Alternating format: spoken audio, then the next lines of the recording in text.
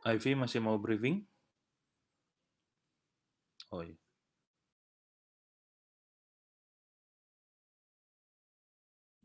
Masih karena purinya belum ada, Kak Roy. Oh ya, oke. Atau kalau nggak ada, kita berdoa aja dulu deh. Kalau misalnya puri telat ya, bisa lah.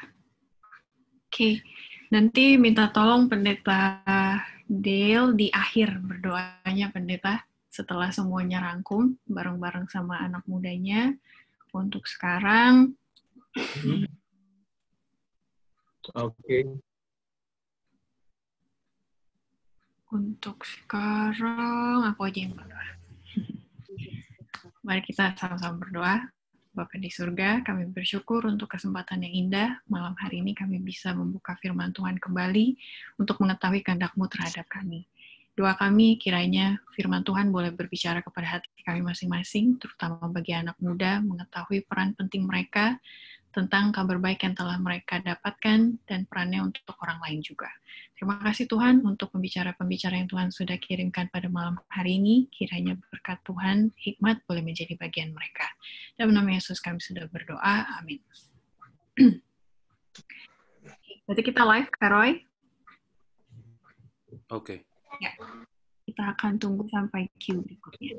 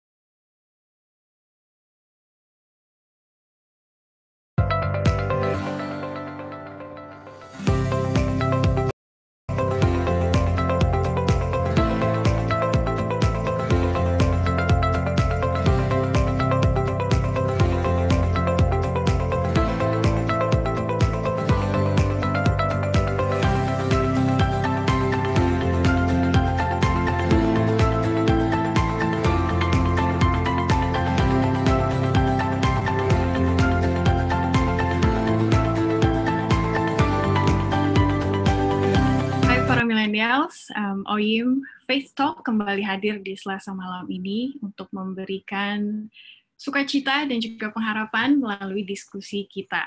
Diskusi ini berdasarkan dari Sekolah Sahabat pelajaran ke-11 dari kuartal ketiga tahun 2020 yang judulnya pada minggu ini adalah membagikan kisah tentang Yesus. Nah, apa kabar nih para milenial sekolah malam hari ini? Semoga semangat ya, terutama di malam harinya sebelum tidur dan beristirahat. Mari kita belajar sedikit mengenai Alkitab dan mendiskusikannya dengan para ahlinya, para pendeta, dan juga orang-orang muda yang sedang menonton saat ini, apakah dari Zoom ataupun dari Facebook juga. Pada malam hari ini, kegiatan ini akan dipandu oleh saya sendiri dan juga sahabat saya di OYIM, yaitu Henry Siregar. Malam Henry, boleh sapa dulu teman-teman kita. Selamat malam Ivy, selamat malam untuk teman-teman semua yang sudah bergabung. Iya, thank you Henry udah temenin saya malam ini, biasanya cuma sendiri, akhirnya kita berdua ya. Siap Ivy. Oke, sebelum saya memperkenalkan pembicara kita malam hari ini, saya mau perkenalkan dulu OYIM yang menyelenggarakan kegiatan kita setiap Selasa malamnya dan juga hari-hari lainnya yang akan kita ketahui nanti ya. Saya mau undang Pastor Yohanes Sinaga untuk memperkenalkan kita kepada OYIM. Silakan Pastor. Halo semuanya, selamat malam. Malam.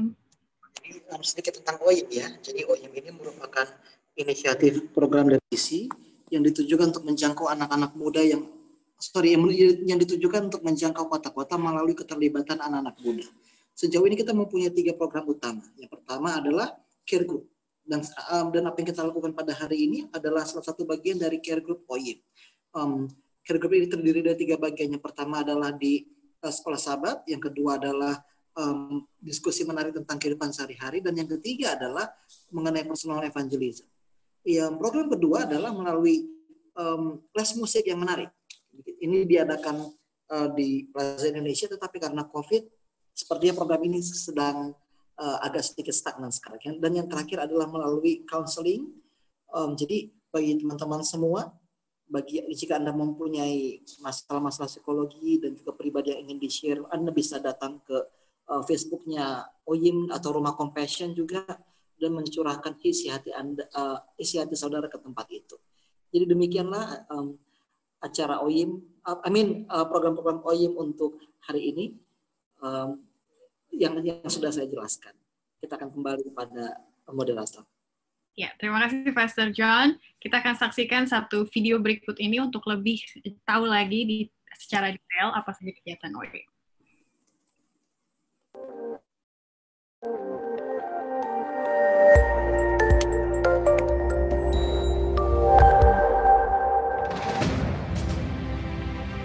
One Year in Mission.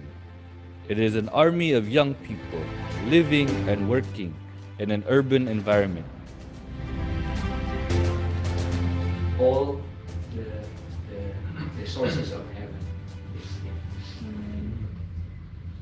So may God bless us. In Indonesia, one of the largest cities is Jakarta, and Jakarta is home to over 10 million people.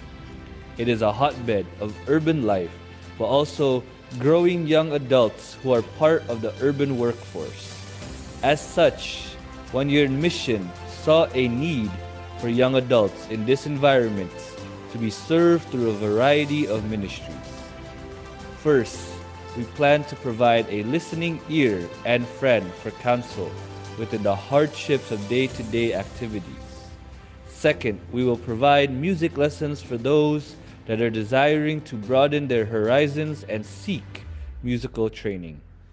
Third, but most importantly, we will provide Bible studies for all prospective students that are desiring to develop a closer walk with God.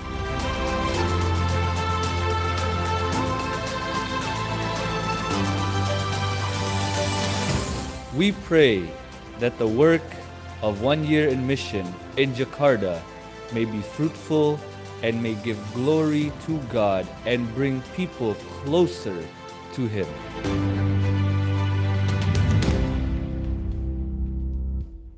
Bagi yang mau up to date dengan kegiatan OYIM ataupun mungkin mulai interest mau terlibat dalam kegiatan kami, boleh follow kami di sosial media yang mungkin host boleh bantu share gambarnya kalau ada, kalau enggak juga nanti di akhir ada. Kita ada Instagram, Facebook, dan juga Twitter ya. Di Facebook itu akunnya namanya OYIM One Year in Mission WIUM. Di Twitter akunnya adalah Indonesia OYIM dan juga di Instagram OYIM Indonesia. Nah itu ya, ketiga hal ini. Jika interest, boleh kirim message DM langsung ke kami, nanti kami akan follow up setelah itu. Oke, terima kasih. Berikutnya saya mau share ke teman-teman sekalian yang menonton di Zoom ataupun di Facebook bahwa diskusi kita ini interaktif ya Hen. Jadi kalau misalnya ada pendapat atau pertanyaan, boleh silakan disampaikan melalui kolom chat di Zoom ataupun kolom komen di WIUM.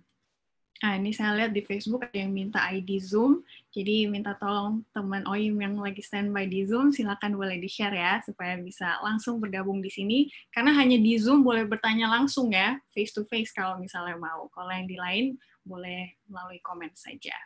Untuk berikutnya, kita mau memperkenalkan kedua pembicara spesial kita pada malam hari ini. Saya mau serahkan ke Henry untuk sapa mereka dan silakan mereka memperkenalkan diri sendiri. Ya, puji Tuhan pada malam hari ini telah hadir dua narasumber kita. Yang pertama adalah Pendeta Del Sompotan. Selamat malam Pendeta Del. Halo, selamat malam Bro Henry. Ya, terima kasih sudah join dengan kita. Dan Sama-sama. yang kedua ada Saudari Puri Ventika Malau. Selamat malam Puri. Halo, selamat malam semuanya. Ya, ini supaya kita semakin akrab ya, bisa memperkenalkan dirinya masing-masing, dimulai dari Pendeta Del. Oke. Baik, selamat malam semuanya yang ada di Zoom meeting maupun di live Facebook. Pertama-tama terima kasih undangan yang diberikan oleh Brother Arfan untuk boleh bergabung dengan para millennials yang ada di OYIM. Dan informasi menyangkut perkenalan diri saya, saat ini saya mengembalakan di Jemaat Tanjung Perak dan Maranatha di Surabaya. Saya sudah menikah, memiliki seorang istri dan 3 orang anak. Mungkin itu perkenalan singkat dari saya. Terima kasih. Terima kasih Pendeta. Ya, Saudari Puri. Oke, thank you Bang Henry. Selamat malam teman-teman milenial semuanya. Senang banget boleh join lagi malam hari ini. Biasanya aku yang suruh nanya-nanya jadi moderator atau jadi MC, tukang nanya sekarang harus jadi narasumber ya, bisa dikatakan seperti itu. Nggak apa-apa, mungkin nanti bisa kita ditambah-tambahin juga sama Pendeta Del. Jadi saya juga mau mengucapkan selamat malam buat Pendeta Del Sompotan. Aku juga baru kenal nih sama pendeta. Di sini juga ada Pendeta John dan ada Pendeta Wilson. Selamat siang ya Pendeta ya. Iya, oke. Jadi perkenalkan nama saya Puri Ventika Malau. Barangkali belum ada yang terlalu kenal. Biasa orang-orang panggil saya dengan sebutan nama panggilannya Puri. Jadi malam hari ini mungkin bisa dibilang saya ini tamu awam ya, tamu awam yang selalu rindu untuk membagikan kisah tentang Yesus seperti sama dengan pelajaran kita pada malam hari ini. Jadi mungkin sedikit tentang saya ya, saya bekerja di Jakarta, belum berkeluarga, dan ya pastinya aktif di dalam pelayanan gereja Advent Masih hari ke-7. Terima kasih. Oke, thank you Puri. Oke, gimana Ivy? Iya, kita mau sapa juga sahabat OYIM dan The Schoolboys Hand, biar mukanya muncul dulu ya di layar kita masing-masing, supaya teman-teman di Facebook juga tahu bahwa banyak nih yang online gitu, bukan cuma kita berdua ataupun para narasumber. Setuju. Boleh ada Pendeta Wilson Aritonang ya, dari California. Iya, itu dia. Pagi Pastor. Lalu berikutnya saya malam. Siapa nih? Pastor John tadi udah ngomong ya. Tapi nggak apa-apa deh, malam ini. Pastor siap untuk berdiskusi pada malam ini, Pastor John? Siap, Ivy. Okay. Mudah-mudahan.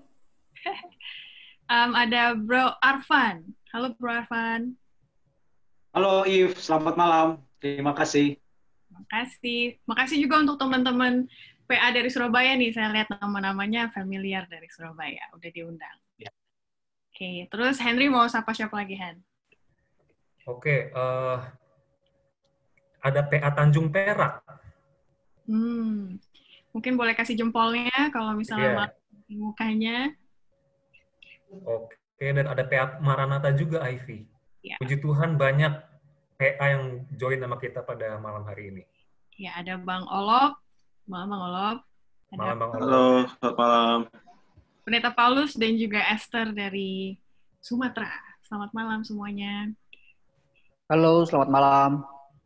Bang BJ. Selamat malam. Malam semuanya. Selamat malam. Oke, Bang BJ selalu ditemani dengan baby-nya. Jangan kita suka lihat baby sebenarnya pakai muka Bang BJ ya. Jadi nanti thank you. Thank you. Oke, kita siap ya. Kita masuk ke pembahasan kita pada malam hari ini. Tadi Puri sudah memberitahukan judulnya kembali, membagikan kisah tentang Yesus. Sebenarnya kalau kita lihat per judul Sekolah Sabat sampai ke Sabat 11 ini, sebenarnya ujung-ujungnya pasti disangkut pautin ke Yesus lagi. Jadi ini bukan kali pertama kita membahas Yesus, kesaksian, dan apa sih yang kita saksikan mengenai dia, gitu kan ya.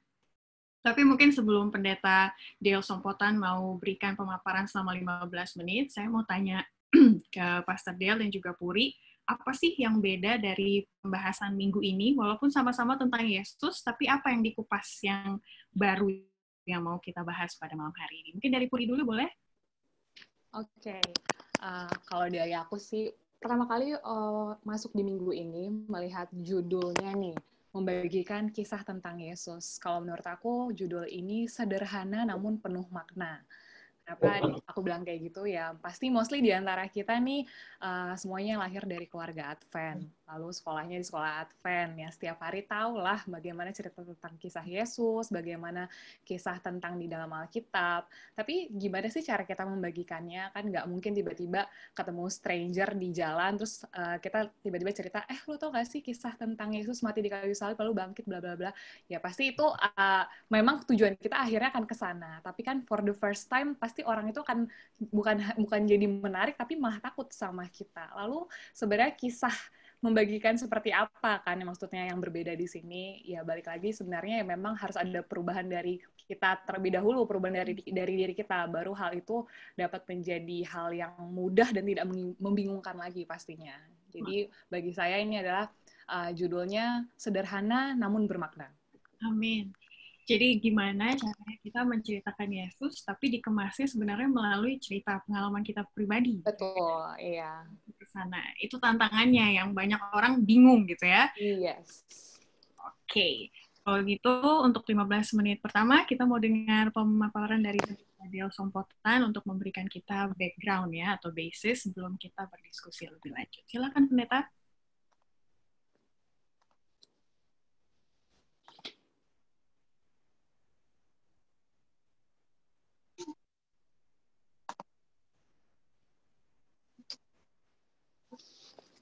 Oke, terima kasih Ivy. Selamat malam rekan-rekan OYIM dan saudara-saudara semua yang tergabung di Zoom meeting ini dan juga di live Facebook. Judul pembahasan kita pada sepanjang minggu ini dalam pelajaran Sekolah Sabat kita adalah membagikan kisah tentang Yesus. Bagi saya secara pribadi dari 13 pelajaran kita sepanjang triwulan ini, mungkin ini adalah pelajaran yang merupakan inti dari 13 pelajaran ini, atau dari judul atau topik kita dalam pelajaran Sekolah Sabat triwulan ini, yaitu menjalin persahabatan untuk Allah, sukacita berbagi dalam misinya. Apa yang perlu kita bagikan? Tentunya kita perlu bagikan kisah tentang Yesus. Jadi bagi saya secara pribadi, ini adalah inti dari pelajaran Sekolah Sabat kita sepanjang triwulan ini.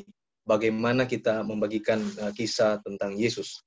Saya ingin membawakan pelajaran dalam bentuk storytelling dan menjadi satu narasi aplikatif bagi khususnya kita anak-anak muda sehingga kita boleh menemukan satu cara yang tepat dan terbaik dan paling gampang membagikan kisah tentang Yesus di dalam kehidupan kita. Diceritakan ada seorang yang bernama Putri, dan mereka adalah sepasang pemuda dan pemudi yang berpacaran. Mereka berasal dari daerah yang berbeda, namun bertemu di Jakarta karena melanjutkan pendidikan di universitas. Awalnya Putri dan Andre bertemu dan berkenalan di salah satu gereja, di mana mereka terlibat dalam kelompok kecil pemuda Advent yang ada di jemaat tersebut, sebagai bentuk menjalin persahabatan untuk Allah. Juga mereka membuat banyak kegiatan evangelisasi, jangkauan keluar, seperti membagi-bagikan traktat, makanan ringan, dan barang-barang layak pakai kepada mereka yang berkekurangan. Kegiatan-kegiatan ini mendatangkan sukacita besar terlibat dalam misi Tuhan di atas dunia ini. Karena keaktifan di acara pemuda Advent di Jumat tersebut, mereka sering bertemu, jalan bersama, kemudian pelayanan bersama, maka Andre pun menyatakan cintanya kepada Putri. Dan puji Tuhan, Putri akhirnya menerima cinta dari Andre, maka kemudian berpacaranlah mereka sejak pada waktu itu. Putri dibesarkan di dalam sebuah keluarga yang konservatif. Pendidikan kerohanian benar-benar ditekankan oleh orang tuanya yang tidak memiliki pendidikan yang tinggi sebenarnya, tapi memiliki semangat besar untuk mendidik anak-anaknya di jalan Tuhan. Itulah modal besar bagi Putri ketika dia harus hidup sendiri dan berkuliah di kota yang besar. Masih teringat bagaimana kebaktian renungan pagi dan renungan petang merupakan hal yang selalu mengawali dan mengakhiri hari, dan sangat berkesan karena di sanalah Putri dapat mendengar bagaimana orang tuanya menceritakan kebaikan Tuhan dalam kehidupan mereka sejak muda hingga pada saat itu. Kesaksian-kesaksian itulah yang masih terus diingat oleh Putri, dan itu juga yang akan dia sampaikan ketika ada kesempatan untuk bersaksi bagaimana kebaikan Tuhan di dalam kehidupannya. Di kampusnya, Putri terlihat sangat aktif di dalam kegiatan kemahasiswaan, khususnya pada perkumpulan mahasiswa-mahasiswi Kristen, di mana Putri menjadi salah satu pengurusnya. Menjalin persahabatan bersama anak-anak Allah adalah agenda mereka untuk berkumpul seminggu sekali untuk sharing dan untuk ibadah bersama. Dan di sanalah Putri sering mengambil bagian untuk membawakan renungan, menceritakan kesaksian tentang Yesus. Tuhan sangat baik dalam kehidupannya. Sukacita berbagi dengan sahabat-sahabatnya pengalaman sehingga bisa sampai berkuliah di Jakarta. Banyak tantangan yang dia hadapi, termasuk soal biaya, karena Putri berasal dari daerah. Tapi puji Tuhan, berkat adanya beasiswa, Putri bisa terus berkuliah mencapai cita-citanya. Lewat pergaulannya Putri, dia selalu berusaha untuk menjadi terang bagi sahabat-sahabatnya. Membagikan kisah tentang Yesus, mendatangkan sukacita besar terlibat dalam misinya. Andre tak kalah giat di kampusnya. Selain sibuk dalam perkuliahan, di sela-sela waktunya, Andre mengikuti kegiatan ekstrakurikuler bela diri. Sebagai anak Tuhan, Andre begitu sukacita bisa memiliki banyak sahabat di sana. Andre bisa bergaul dengan mahasiswa lainnya dari semua latar belakang. Seringkali ketika selesai mengadakan latihan, para mahasiswa yang mengambil kegiatan ekstrakurikuler bela diri kongkow-kongkow di kafe untuk melepas penat dan untuk sekaligus bersantai. Tak jarang Andre menggunakan kesempatan itu untuk bercerita dengan teman-temannya. Andre menyukai bela diri bukan untuk gagah-gagahan, tapi untuk belajar disiplin. Kedisiplinan adalah warisan penting yang diberikan oleh orang tuanya. Andre masih ingat bagaimana ayahnya sangat disiplin dalam soal-soal kerohanian, seperti ibadah keluarga, datang tepat waktu di acara-acara gereja, dan lain sebagainya. Karena Andre berasal dari daerah juga, maka sahabat-sahabatnya di ibu kota senang untuk mendengarkan kisah-kisah pribadi dari Andre. Bagaimana dulu kenakalannya waktu di kampung ketika remaja, hidup dalam hawa nafsu kedagingan. Tak jarang kemudian Andre menyelipkan pekabaran tentang kebaikan Yesus dalam kehidupannya kepada sahabat-sahabatnya di akhir dari setiap kisah yang dia sampaikan atau ceritakan. Benar saja, lewat kisah-kisah pribadi dari Andre, Yesus dimuliakan. Sahabat-sahabatnya yang cenderung kasar perilakunya menjadi agak segan ketika Andre ada dengan mereka. Sahabat-sahabat Andre inilah yang kemudian menjadi tamu dalam kelompok kecil pemuda di jemaat mereka. Lewat pergaulannya dengan sahabat-sahabatnya, Andre selalu berusaha menjadi garam dunia untuk mereka. Membagikan kisah tentang Yesus, mendatangkan sukacita besar terlibat dalam misinya. Di tengah-tengah kesibukan, kegiatan di gereja, dan perkuliahan, Putri dan Andre selalu mengagendakan waktu untuk jalan berdua bersama. Paling tidak seminggu sekali, hanya mereka berdua, mereka jalan ke mall atau ke taman kota. Di sana mereka saling bercerita satu dengan yang lain. Curhat tentang tantangan-tantangan yang dihadapi dalam pelayanan di gereja, dalam perkuliahan, maupun masalah-masalah sosial lainnya. Dan itu pun mereka selalu akhiri dengan berdoa. Berdoa sambil bersyukur kepada Tuhan dan saling menguatkan satu dengan yang lain. Rekan-rekan OYIM yang dikasihi oleh Tuhan Yesus Kristus, ini adalah satu cerita yang sebenarnya fiktif yang saya tulis, yang mungkin mirip dengan situasi dan kondisi beberapa anak muda yang ada di gereja. Oleh karena itu, bila ada unsur kesamaan nama atau tempat dan peristiwa mungkin saja itu terjadi. Karena inilah realitas yang sebenarnya yang mesti dihidupi oleh pemuda dan pemudi yang ada di kota-kota besar. Baik yang hidup bersama orang tua, maupun yang sementara berkuliah di kota yang lain, tinggal tidak bersama-sama dengan orang tua, ataupun yang bekerja di kota-kota besar. Menjalin persahabatan untuk Allah, sukacita berbagi dalam misinya, terutama membagikan kisah tentang Yesus. Anak-anak muda banyak fokus kegiatannya, banyak yang harus dikerjakan, tenaga masih sangat kuat, masih sangat banyak, masih sangat penuh.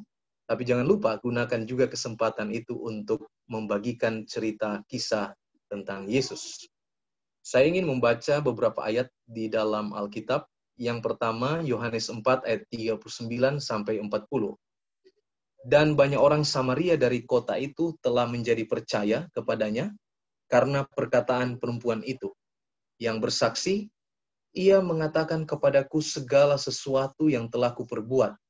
Ketika orang-orang Samaria itu sampai kepada Yesus, mereka meminta kepadanya supaya ia tinggal pada mereka.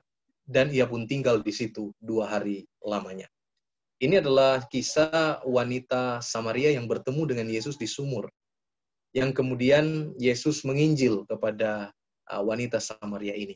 Kita tahu bersama bahwa ada satu tembok pemisah yang cukup tinggi dan cukup lebar antara orang-orang Yahudi dan orang-orang Samaria. Sehingga Injil tidak bisa sampai ke tanah Samaria. Tapi lewat perempuan yang diinjili Yesus di sumur ini, dia menjadi percaya pada Tuhan, dan lihat efeknya adalah dia menjadi penginjil untuk orang-orangnya yang ada di Samaria. Dia menceritakan tentang siapa? Dia menceritakan tentang Yesus. Dia membagikan kisah tentang Yesus. Bagaimana dia bertemu dengan Yesus dan bagaimana dia bercerita dengan Yesus. Markus 5 ayat 20. Orang itu pun pergilah dan mulai memberitakan di daerah Dekapolis segala apa yang telah diperbuat Yesus atas dirinya, dan mereka semua menjadi heran. Ini adalah kisah tentang orang yang kerasukan setan, yang kemudian setan-setan itu diusir oleh Yesus. Setan-setan itu berpindah kepada babi-babi. Lalu kemudian orang ini menjadi waras, Lalu kemudian dia menjadi penginjil yang luar biasa di 10 kota yang ada di sekitar dari tempat itu. Dan orang ini menobatkan banyak orang. Orang ini menceritakan tentang apa? Dia menceritakan kisah tentang Yesus. Bagaimana Yesus menyembuhkan dia, bagaimana dia dipulihkan oleh Yesus, bagaimana dia diselamatkan oleh Yesus. Hanya lewat menceritakan kisah tentang Yesus, maka banyak orang bisa diselamatkan. Dan ayat yang terakhir yang ingin saya bagikan sebelum mungkin kita berdiskusi menyangkut topik pembahasan kita pada malam ini untuk mendapatkan pemahaman yang lebih baik lagi. Galatia 2 ayat 20. Namun aku hidup, tetapi bukan lagi aku sendiri yang hidup, melainkan Kristus yang hidup dalam aku. Dan hidupku yang kuhidupi sekarang di dalam daging adalah hidup oleh iman dalam Anak Allah yang telah mengasihi aku dan menyerahkan dirinya untuk aku. Inilah pelajaran sekolah sahabat kita yang boleh saya rangkumkan dalam 10-15 menit ini, yang boleh menjadi satu pembuka bagi kita untuk kita boleh mendiskusikan akan pelajaran sekolah sahabat ini dengan tujuan untuk mengambil sari-sari penting yang boleh kita aplikasikan di dalam kehidupan kita sehari-hari, khususnya di dalam kehidupan kita sebagai orang muda. Saya kembalikan kepada Ivy, mungkin ada tambahan dari Puri atau senior-senior yang lain yang ada di Zoom meeting ini, kami persilakan. Selanjutnya mungkin kita boleh berdiskusi untuk mendalami pelajaran sekolah sahabat ini. Terima kasih, Tuhan memberkati. Terima kasih Pendeta untuk kreasi ceritanya ya, ternyata fiktif, tapi kalau kita dengar-dengar kayak pernah dengar gitu ceritanya siapa gitu yang mirip-mirip kayak gitu, saking relevannya Pendeta untuk anak muda sekarang. Tapi terima kasih Pendeta sudah menekankan bahwa boleh kita diskusi panjang lebar, jauh dari topik A ke topik B, tapi ujung-ujungnya ini cerita kita loh, gitu ya, bagaimana kita mengaplikasikannya ke dalam hidup. Brother Henry, apa tanggapannya mengenai cerita ini? Atau mau tanya teman-teman kita setelah dengar cerita ini gimana gitu? Iya, saya mau tanya nih sama salah satu teman kita, Bang Marolop. Bagaimana Bang Marolop tanggapannya akan ilustrasi yang baru saja dibawakan oleh pendeta? Ya, jadi terima kasih Pendeta Del untuk ilustrasinya. Ini Pendeta Del ini saya punya bukunya Pendeta Del 1. Jadi dia menulis juga cukup baik dan cerita itu menolong kita untuk melihat dari sisi bukan teologikal, tapi dari sisi praktikal.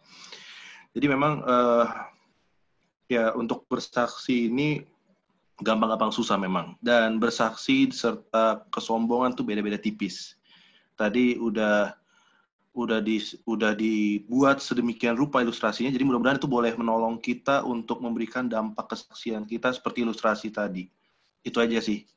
Jadi cukup baik ilustrasinya Pendeta, terima kasih, itu menolong kita untuk sisi praktikalnya.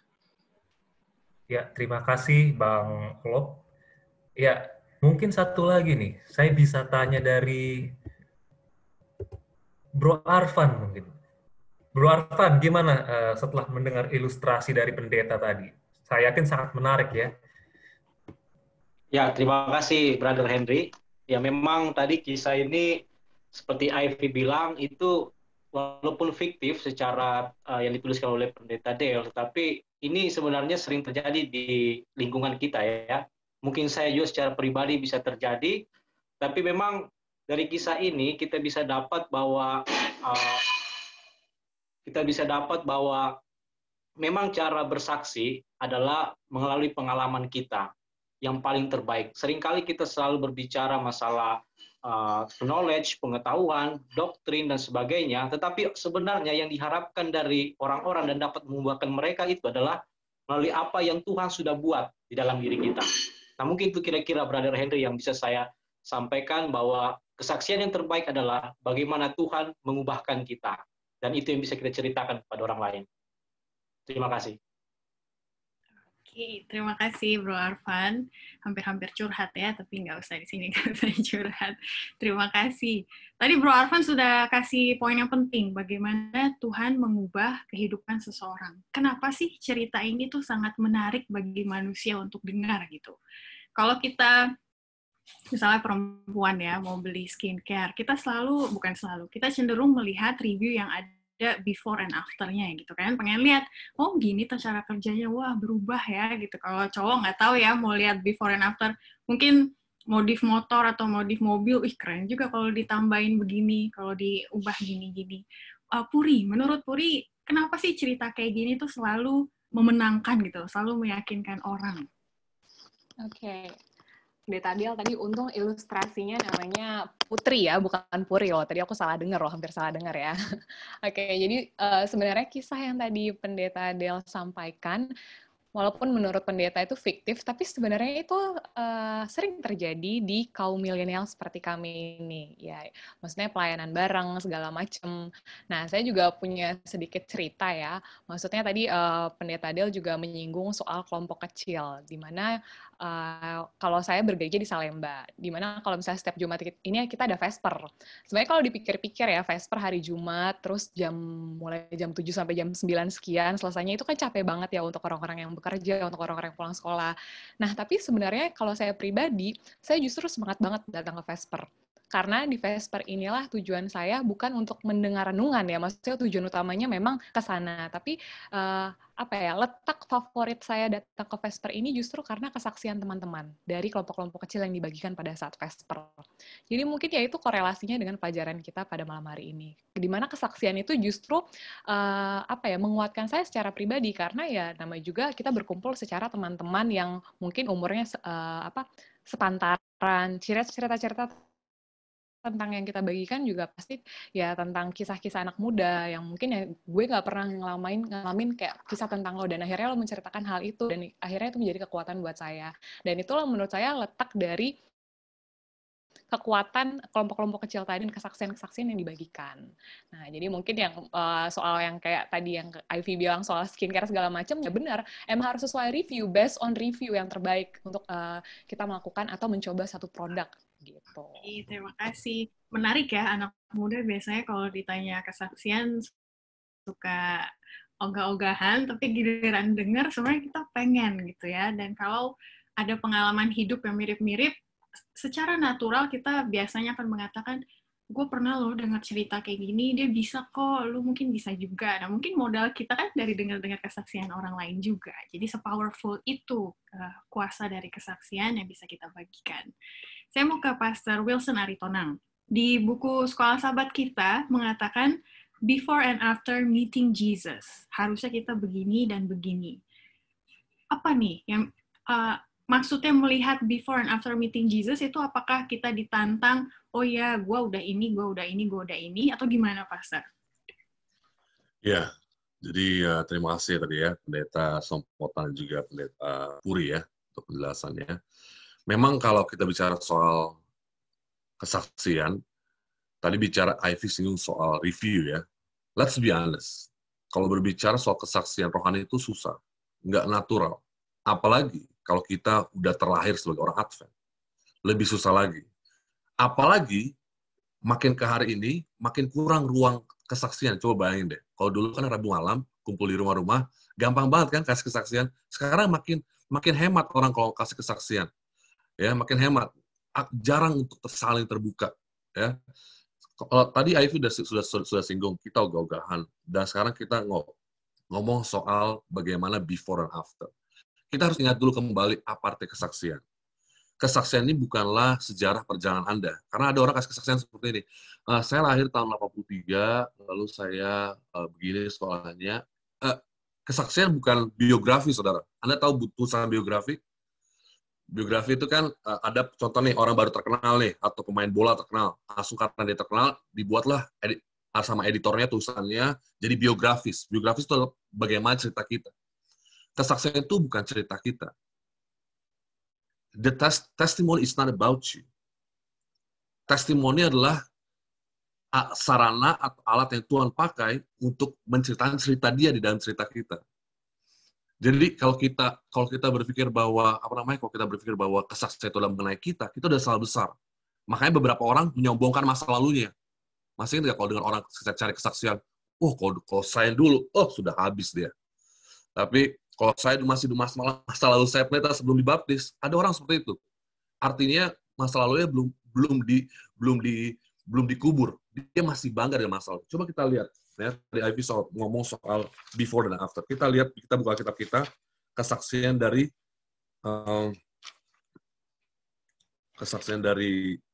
Paulus sendiri, ya. Oke, mana catatan saya hilang tiba-tiba, ya. Oke. Ke buku. Oke, anyway, nanti saya cari lagi, ya. Kesaksian Paulus sendiri ketika dia katakan tentang pengalaman dirinya, dia melihat semua bagian dirinya sebelum dan setelah itu adalah peran Kristus. Transisinya ialah ketika dia bertemu Yesus, encounter dengan Yesus. Tetapi dia bisa melihat dari awal dia lahir, meskipun dia kemarin dia sangat fanatik dengan iman kepercayaannya, dia melihat Tuhan terus memimpin dia. Lalu akhirnya dia bertemu dengan Yesus, maka lalu habis itu hidupnya berubah. Jadi yang kita perlu tekankan dalam pikiran kita bahwa kesaksian kita kan Yesus bukanlah mengenai modifikasi karakter. Oh, saya dulu begini, akhirnya saya begini. Bukan. Kesaksian itu ialah kita mengenal dan melihat, merasakan kuasa kebangkitan Kristus. Kita tadi dulu sudah mati. Ya, itu ayat inti kita, ya. Efesus pasal 2 ayat 1 sampai 10. Kita sudah mati dulu. Kita anak murka, anak durhaka, anak durjana. Tapi sekarang kita, karena kekayaan Kristus, berkat Kristus, kita menjadi siapa kita sekarang. Oke, terima kasih Pastor Wilson. Mungkin tadi yang dicari Kisah 26 ayat 1-23 ya, ke Raja Agripa. Oke. Berarti satu pertanyaan sudah dijawab tuh. Kalau teman-teman lihat pertanyaan hari Jumat, ya itulah jawabannya.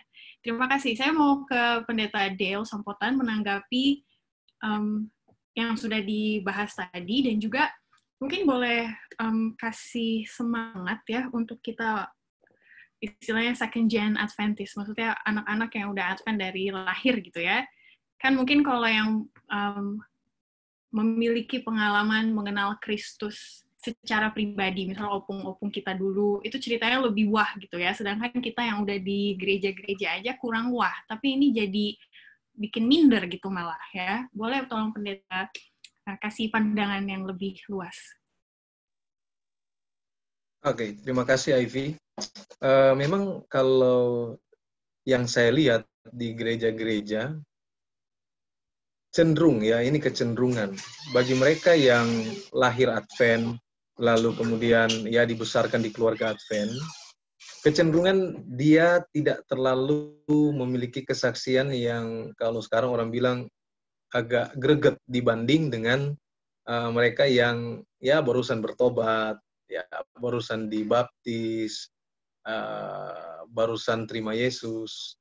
Karena memang ada hal yang mereka sampaikan, yaitu pergumulan yang mereka hadapi. Nah, berarti di sini seseorang yang bersaksi itu harus melewati yang namanya pergumulan bersama dengan Yesus. Jadi tidak perlu juga pertobatan kita mungkin yang kita saksikan kalau kita adalah Advent dari lahir atau dari kecil. Tapi bisa juga kan kita sederhanakan kesaksian itu dengan hal-hal yang ringan, seperti bagaimana pertolongan Tuhan bagi kita di dalam pendidikan kita, dan bagaimana pertolongan Tuhan bagi kita lewat orang tua kita, bagaimana pertolongan Tuhan bagi kita lewat segala hal yang Tuhan percayakan pada kita. Jadi, sampaikanlah kesaksian-kesaksian yang sangat aplikatif, yang kita rasakan dalam kehidupan kita sehari-hari, apabila kita orang yang baptis, artinya lahir, sudah Advent. Jadi buka mata sudah Advent. Sehingga pengalaman pertobatan itu tidak kita rasakan, ya. Jadi ambil celah, ambil peluang untuk menyaksikan hal-hal yang terjadi dalam kehidupan kita sehari-hari. Karena kesaksian itu adalah sesuatu yang menjadi pengalaman yang kita alami bersama dengan Yesus, ya. Jadi kesaksian disampaikan adalah pengalaman kita bersama dengan Yesus dan nama Tuhan yang ditinggikan dan bukan nama kita, ya. Amin. Ini kita ditantang nih untuk cari tahu cerita perubahan hidup kita tuh dari mana sih. Mungkin banyak orang yang masih belum tahu ya, iya ya, awalnya gue berubah tuh di mana sih, walaupun kita dari kecilnya udah Advent. Kalau saya dulu ceritanya waktu kuliah di luar kota, di luar negeri gitu ya, baru tahu yang namanya, oh Tuhan ternyata dengar doa saya kok kalau minta dikasih gitu. Itu baru pertama pengalaman, karena selama ada orang tua, semuanya kan disediakan ya, kita jadi merasa kurang ada hubungan dengan Tuhan gitu, tapi giliran sendiri baru merasakan. Contohnya seperti itu, bagaimana dengan teman-teman ya. Saya mau challenge, kalau ada yang mau share di komen, boleh silakan secara singkat. Kalau ada pertanyaan-pertanyaan juga, silakan disampaikan di chat. Dan Ivy, ada satu lagi mungkin saya menanggapi dari Pendeta Wilson tadi. Memang benar, sekarang ini satu fakta bahwa semakin jarang orang bersaksi.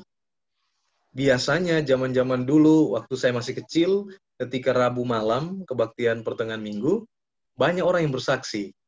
Dia bersaksi tentang ini, tentang itu, atau minta didoakan, dan lain sebagainya. Sekarang, dipaksa pun orang nggak mau bersaksi. Sangat jarang kita dengar kesaksian dari orang di Rabu malam, ya.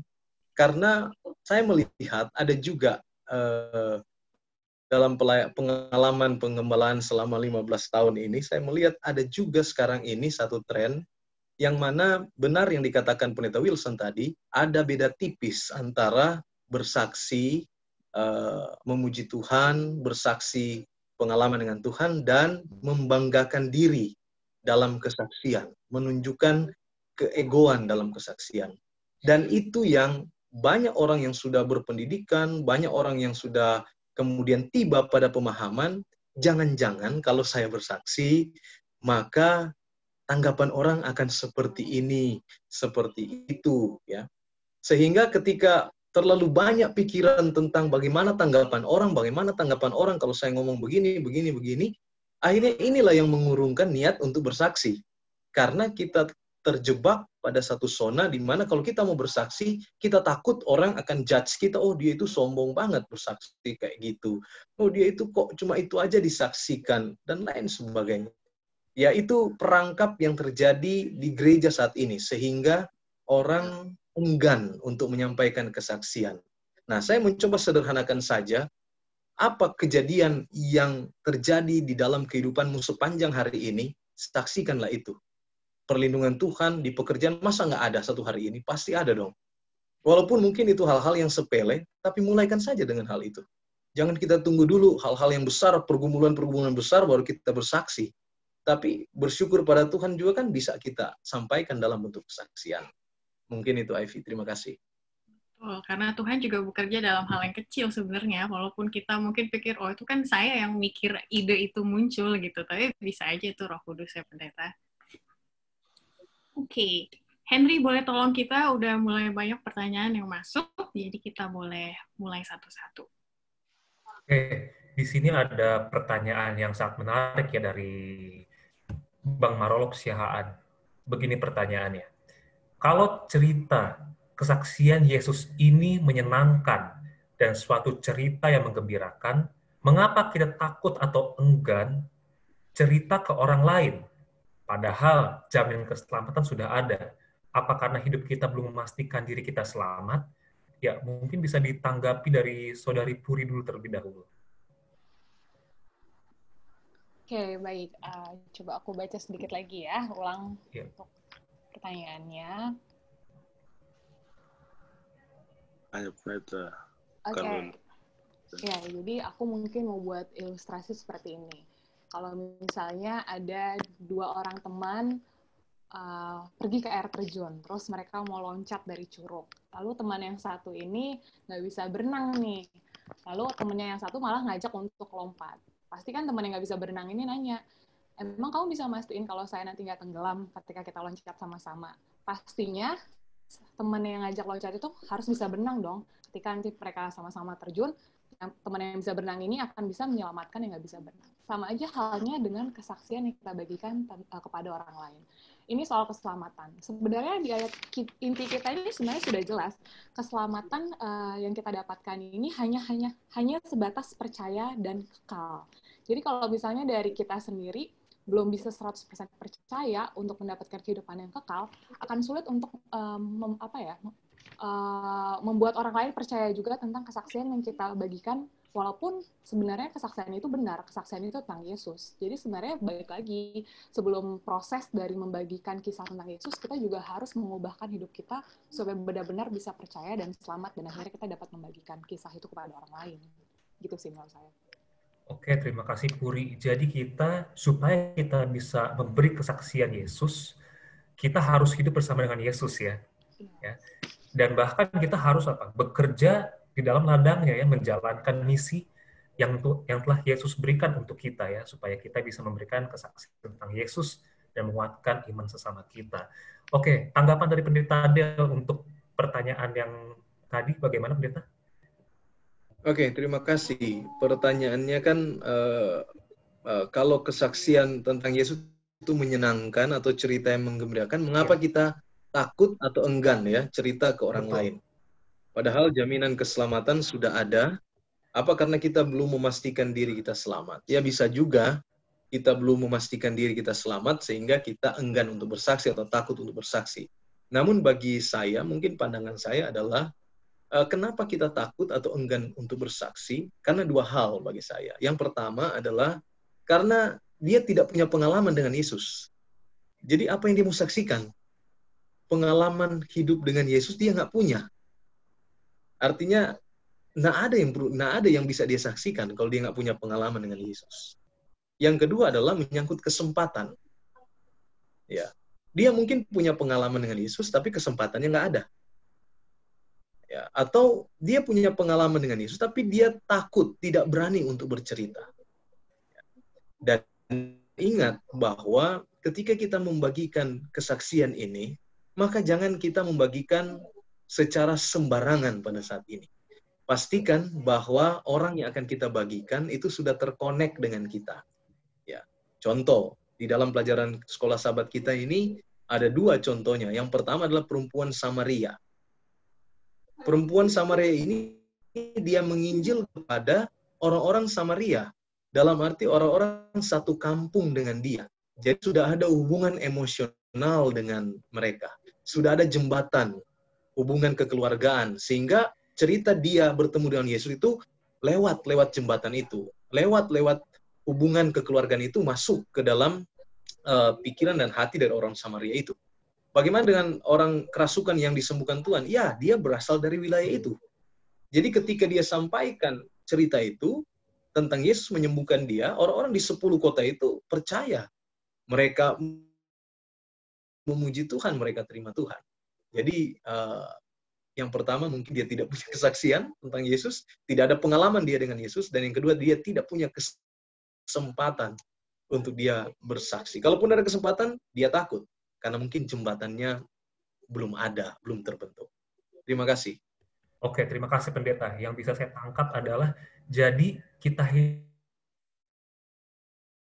itu harus memiliki pengalaman pribadi dengan Yesus ya. Oleh karena itu, marilah kita selalu berhubungan dengan Yesus di dalam setiap aktivitas kita. Jadikan itu lifestyle hidup kita. Dan yang kedua, tidak ada kesempatan. Kalau tidak ada kesempatan, mungkin kita bisa membuat kesempatan dengan membuat relasi yang banyak, kita bergaul dengan banyak gitu ya. Oke, terima kasih. Dan di sini juga ada pertanyaan yang sangat menarik dari Saudara Arfan Ngajo. Pertanyaan begini, Pendeta.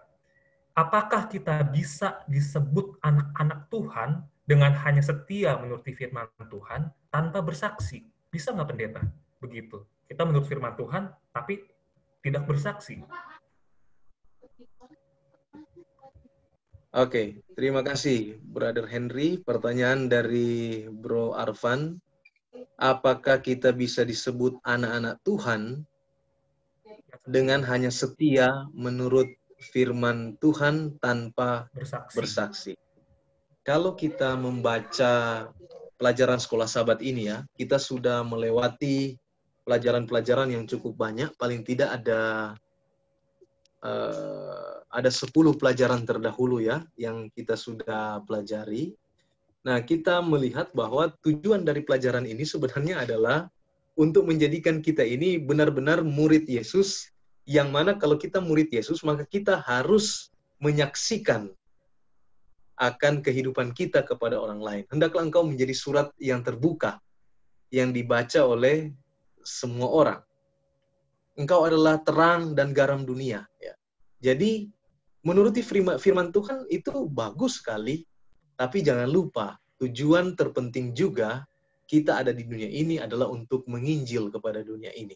Matius 28 ayat 19 sampai 20, ada satu amanat agung yang Tuhan berikan kepada kita, dan itu semua kita bisa capai lewat kita menyaksikan Yesus kepada orang yang ada di sekitar kita, sahabat kita ataupun keluarga kita. Jadi tidak cukup hanya menuruti firman, harus juga menjadi saksi bagi Yesus. Terima kasih. Jadi memang kita itu harus menjadi saksi Yesus ya. Oke, terima kasih pendeta. Untuk Saudara Puri, bagaimana tanggapannya untuk pertanyaan tadi? Oke, baik. Kalau untuk pertanyaan ini menurut aku, Tuhan itu baik banget loh sebenarnya. Orang di luar sana yang jahat sekalipun itu disebut anak-anak Tuhan. Apalagi yang udah menuruti firman-Nya, itu pasti kita tetap dianggap anak-anak Tuhan dan disebut anak-anak Tuhan. Tapi masalahnya kan di sini adalah bersaksi ya. Kalau kita ingat tentang perumpamaan Yesus tentang pohon ara, kita tuh diibaratkan dengan pohon. Kalau pohon itu tumbuh, berarti kita sudah menuruti firman Tuhan. Tapi yang Tuhan mau adalah berbuah, yaitu bersaksi. Di kisah tentang pohon ara ini kan, ketika pohon itu tidak berbuah, Tuhan bilang sama tukang kebunnya, tebanglah itu karena dia tidak berbuah dan tidak menghasilkan apa-apa. Ya sama aja seperti kita, kalau kita tidak bersaksi, ya suatu saat nanti kita akan ditebang. Maksudnya ditebang ya suatu saat nanti kita mungkin akan dimusnahkan atau dibinasakan. Tetapi Tuhan itu baik banget. Dia tetap memberikan kesempatan lagi sama kita. Seperti di perumpamaan itu balik lagi, dia memberikan kesempatan kepada tukang kebun itu, dibilang tunggulah beberapa tahun lagi, siapa tahu pohon itu akan tumbuh. Jadi menurut saya, penurutan yang sungguh-sungguh terhadap firman Tuhan itu pasti akan dibarengi dengan buah yang ada di dalam pohon itu, yaitu adalah bersaksi. Ya, agree. Karena segala sesuatu yang sudah menjadi bagian dari hidup kita, dengan naturalnya pasti akan keluar dari mulut kita. Gitu ya. Misalnya, bokap lu kerja apa? Natural. Tuhan yang lu sembah seperti apa? Natural akan keluar gitu. Kenapa malu-malu ya giliran ngomongin hubungan kita dengan Tuhan jadi agak dipendam, tapi hubungan kita dengan orang lain bebas kita mau ceritakan gitu ya. Oke, saya mau baca pendapat dari yang sudah masuk nih. Ada Bapak Didi Sebedeus, katanya, Bapak Didi Sebedeus percaya bahwa dimanapun kita berada, sebenarnya itu sudah kesempatan yang Tuhan kasih untuk menjadi saksi. Contohnya Bapak Didi kan seorang perawat, pasti bisalah dengan hal-hal yang simple yang dia lakukan, apakah dengan mendengar cerita dari pasien, itu sudah menjadi kesaksian ataupun sukacita bagi pasien tersebut. Atau misalnya anaknya, katanya setiap hari Jumat jam 3:30 sore, itu pasti dia akan pulang, nggak akan ada meeting lagi. Karena apa? Pasti temannya kan tanya kan, secara natural akan dibicarakan bahwa nanti sunset itu saya mau siap-siap buat hari besok. It's my resting day, misalnya kayak gitu ya. Terima kasih Pak Didi sudah memberikan contoh-contoh yang simple. Nah, ini saya mau bertanya dari Saudara Grace Willin dan juga Saudara Raymond Gosal. Pertanyaannya mirip-mirip. Saya ke Pastor Wilson Aritonang dulu ya, sebelum saya ke Pastor Dale. Mengenai orang yang suka bersaksi, tapi di dalam hidupnya tidak kelihatan buah-buah yang tadi Puri sudah singgung tadi gitu ya. Sepertinya bertentangan. Apakah boleh dibenarkan kesaksiannya? Mungkin dia ceritanya benar gitu, tapi kalau kita lihat hidupnya kurang meyakinkan. Terus di sekolah sahabat kita disinggung mengenai Yakobus dan juga Yohanes, anak-anak Guntur, ya kan, the sons of thunders. Bagaimana karakter mereka mempengaruhi kesaksian mereka tentang Yesus? Boleh tolong Pendeta Aritonang sampaikan. Iya, ini pertanyaan Grace Tulin kan dikatakan ketika kita bersaksi tentang pengalaman kita dengan Tuhan, tapi di sisi lain hidup kita tidak mencerminkan ajaran Yesus. Nah, ini pertanyaannya mungkin agak sedikit, saya perlu koreksi juga pertanyaannya.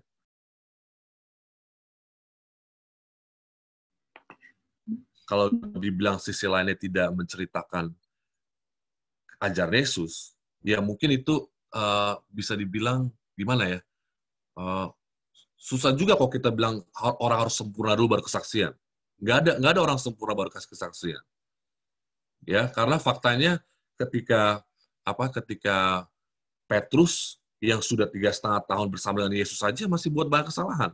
Bahkan setelah dia menulis surat-surat pun dari murid menjadi rasul, dia masih dianggap seperti munafik. Jadi sekarang menurut saya betul kita harus melihat pohon dari buahnya. Tapi kalau kita mendengar kesaksian orang, kita dengar dulu kesaksiannya. Kita dengarkan kesaksiannya dulu, itu apakah kesaksiannya mengenai dia menjadi baik, atau Tuhan itu baik membuat kita menjadi baik sesuai dengan tabiatnya. Itu beda besar.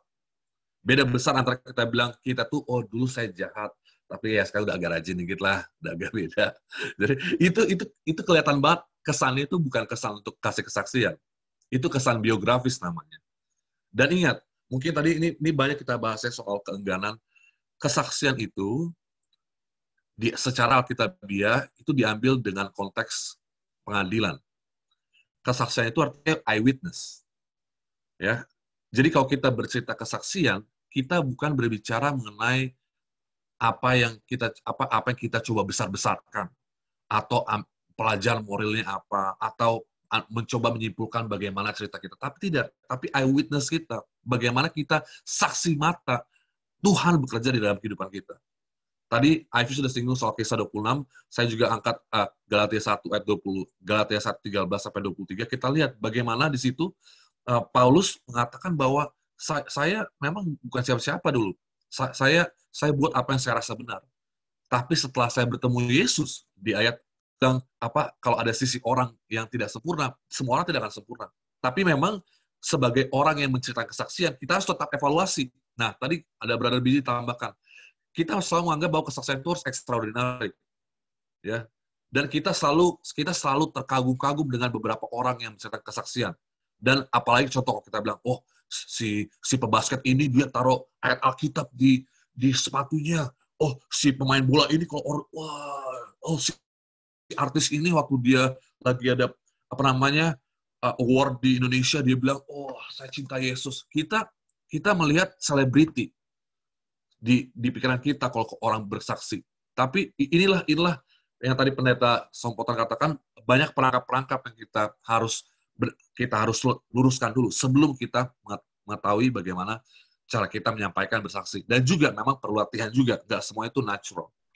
Oke, terima kasih. Jadi ini menjadi tantangan kita bahwa untuk mendengar kesaksian yang simple sekalipun, maukah kita mendengarnya gitu ya, jangan kita langsung menghakimi gitu ya, enggak, ceritanya nggak bagus gitu, next gitu, mau dengar ceritanya apa gitu kan, oh ya keren gitu kan, ya Tuhan itu baik gitu. Padahal untuk orang yang mungkin itulah kebaikan Tuhan yang dia rasakan kan, jadi kita diajak untuk mengadangkan telinga kita mendengar cerita-cerita orang tersebut. Ini juga bisa menjawab pertanyaan Arfan ya, tadi dibilang, tapi pendeta kalau di gereja, kalau kesaksian biasa aja nggak ditanggepin katanya sama jemaat gitu kan ya.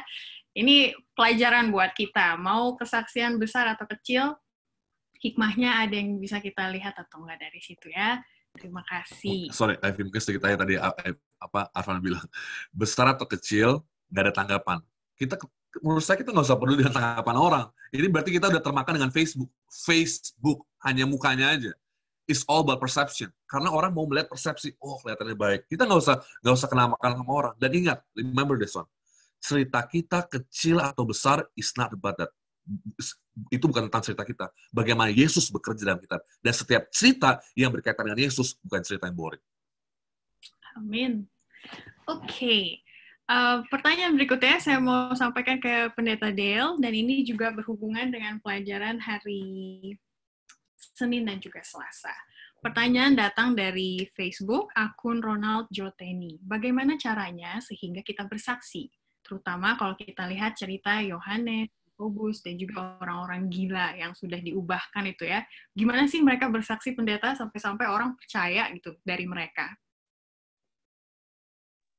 Oke, Ivy, terima kasih. Pertanyaan dari Facebook ya.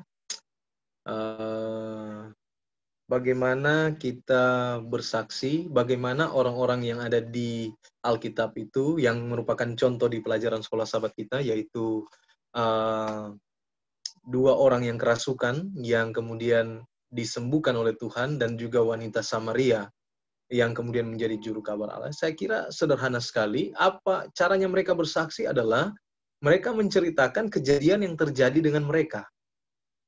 Mungkin kalau sekarang ini saya bisa bahasakan, saya seperti yang saudara-saudara tahu, saya tadinya begini dan gitu. Tapi saya kemudian disembuhkan oleh Tuhan Yesus.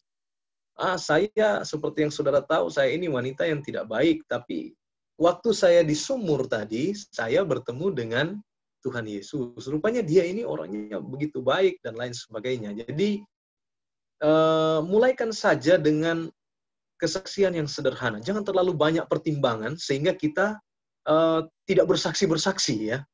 Bersaksi saja. Memang saat ini ada satu tantangan di gereja-gereja kebanyakan, khususnya juga mungkin saat ini sudah masuk ke orang-orang muda bahwa enggan untuk bersaksi, tidak tahu bagaimana mau bersaksi, atau lebih banyak hambatan ketika mau bersaksi, takut dihakimi orang, atau kita juga malahan menjadi penghakim bagi orang lain ya. Karena seperti ada orang bilang, ada pepatah bilang sepertinya lebih banyak hakim di gereja daripada di pengadilan ya. Ini yang kemudian membuat sampai mau bersaksi pun jadi enggan, jadi takut. Jadi bagi saya secara pribadi bersaksi saja, hal-hal yang sederhana, ngomong saja, bisa pinjam icon atau motonya merek sepatu yang terkenal, just do it ya. Jadi bersaksi aja. Hal-hal yang mulaikan dengan hal-hal yang sederhana. Saksikan pengalaman kita dengan Yesus dalam hal-hal yang sederhana. Ceritakan tentang Yesus lewat pengalaman kehidupan kita bersama-sama dengan Yesus. Jangan takut orang mau bilang apa, nggak usah pusing. Sampaikan saja kesaksian tentang Yesus itu. Ya, demikian Ivy. Terima kasih. Boleh saya dengar pendapatnya dari Pendeta Ishak, Pendeta Paulus, dan juga Pendeta Andri Puji. Silakan berikan pendapatnya untuk hal yang tadi kita diskusikan. Siapa saja boleh unmute.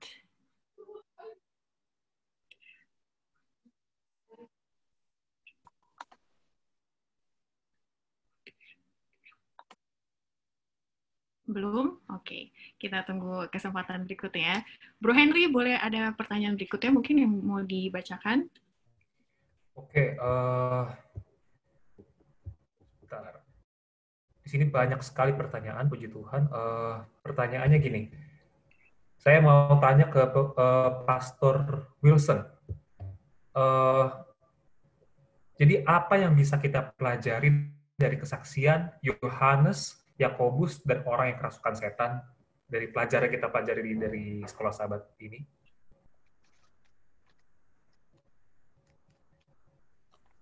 Iya, kita berbicara soal Yohanes dan Yakobus ya. Yohanes dan Yakobus ini adalah tipe-tipe banyak orang, ya, tipe-tipe banyak orang dari masing-masing kita, di mana kita belajar bersama Yesus, hidup bersama Yesus, melihat perkara ajaib Yesus, tapi kita masih berkutat dengan prejudis kita. Kita masih dengan prejudis kita. Kalau kita melihat orang yang bukan sesama dengan kita punya prejudis.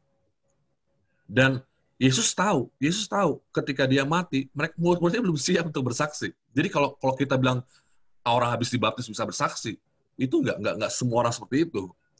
Let's be honest about it. Nggak semua orang bisa bersaksi. Karena ketika Yesus memberikan amanah agung, Anda baca di 2 ayat sebelumnya, ketika banyak orang, ketika mayoritas dari mereka menyembah Yesus, takut sama Yesus, masih ada juga yang bimbang, masih ada juga yang ragu-ragu. Bahkan ketika Yesus menunjukkan dirinya selama 40 hari, masih ada juga yang bimbang. Siapa? Thomas. Betul? Akan ada selalu kebimbangan, akan selalu ada masalah. Tapi karena kalau Anda melihat apa yang Yesus buat kepada Petrus, ya,